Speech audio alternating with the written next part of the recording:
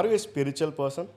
I M A spiritual person. Okay. Yes yes. കാരണം അങ്ങനെയുള്ള ഒരാൾക്ക് ഇത്രയ്ക്ക് ആളുകളെ എന്താ പറയുക, ആനന്ദം നൽകുന്ന രീതിയിൽ പെർഫോമൻസ് കാഴ്ചവെക്കാൻ പറ്റുള്ളൂ എന്നാണ് ഞാൻ കരുതുന്നത്. Spirituality depends on every person ആയിട്ട്. സ്പിരിച്വാലിറ്റി എന്ന് പറയുന്നത്, ഞാൻ ഭയങ്കര സ്പിരിച്വൽ പേഴ്സൺ ആണ്.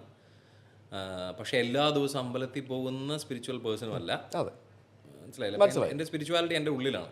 അത് അത്ര ഞാൻ ചോദിച്ചോളൂ. അതെ, മറ്റത് വേറൊരു ഡിഫറെൻറ്റ് സ്റ്റൈലാണ്. അതൊരു ഭക്തി കൂടി അത് വേറൊരു ടൈപ്പാണല്ലോ. അതെ അതെ.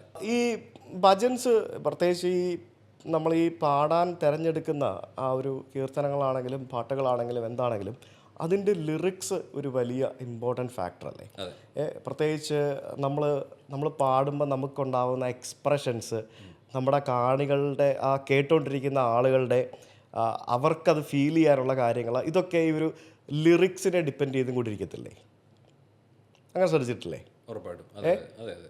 ഇപ്പം എന്താ പറയേണ്ടത്, അത് രണ്ടും ഉണ്ട് കേട്ടോ. അതായത് എനിക്ക് ചില സമയങ്ങളിൽ നമുക്ക് ആ ഒരു ഇപ്പം നമ്മളിപ്പം ഹരിമണ തുമി അല്ലെ, എത്ര പേർക്ക് എൻ്റെ അർത്ഥം അറിയാം അല്ലേ? നിങ്ങൾ എക്സ്പ്രഷൻ നിങ്ങൾ അതിൽ വളർന്നേക്കുന്ന ആളായതുകൊണ്ട് അറിയാം. അല്ലെങ്കിൽ ഇപ്പോൾ മറാഠിയ ബംഗാള് പാടുമ്പോഴത്തേനും ഇതിൽ പല ആൾക്കാർക്ക് ഇതിൻ്റെ അർത്ഥമേ അറിയത്തില്ല. പക്ഷേ എല്ലാവർക്കും കണക്ട് ചെയ്യാൻ പറ്റുന്ന ഒരു കാര്യമുണ്ട്, ആ സ്പിരിച്വാലിറ്റി അല്ലെങ്കിൽ അതിൻ്റെ ഓവറോൾ ആ ഒരു മൂഡ്, എല്ലാവരും അതിലേക്ക് ഇൻവോൾവ് ആവും.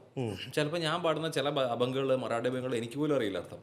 പക്ഷേ എനിക്ക് അതിൻ്റെ സ്പിരിച്വാലിറ്റി അല്ലെങ്കിൽ അതിൻ്റെ എന്താണ്, അതിൻ്റെ സത്ത അല്ലെങ്കിൽ അതിൻ്റെ അന്തസത്യം എന്താണ്, അതെനിക്കറിയാം.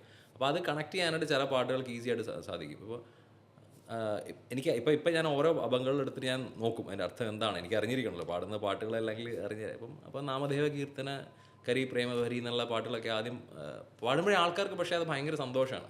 അത് രാഗത്തിൻ്റെ പ്രത്യേകതയാണോ, അതിൻ്റെ ബീറ്റിൻ്റെ പ്രത്യേകതയാണോ, അതോ നമുക്ക് ഓവറോൾ ആ ഒരു ഭജൻ്റെ ഭംഗിയാണോ എന്ന് അറിയില്ല. അതേസമയം ഇപ്പോൾ പറയരുതേ രാധേ അറിയരുതേ എന്നുള്ള പാട്ട് റീസെൻ്റ്ലി ഞങ്ങളുടെ വൈറലായിരിക്കുന്ന പാട്ട്, ദാസേട്ടനൊക്കെ പഴയ പാട്ട്.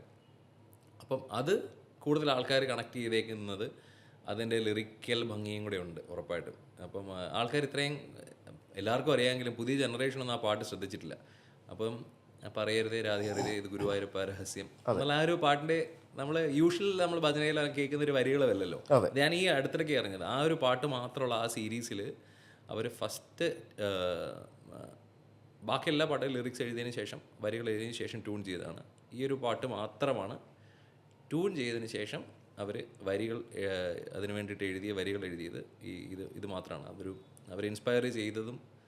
ഒരു ഖവാലി ഒരു പാട്ട് കണ്ടതിന് ശേഷം അതിനെ ട്യൂൺ ചെയ്തിട്ട് അതിന് വരികൾ എഴുതിയ പാട്ടാണ് പറയരുതേ രാധേ അറിയരുതേ എന്നുള്ളത്. ഈയിടത്തെ ഞാൻ കണ്ടത്.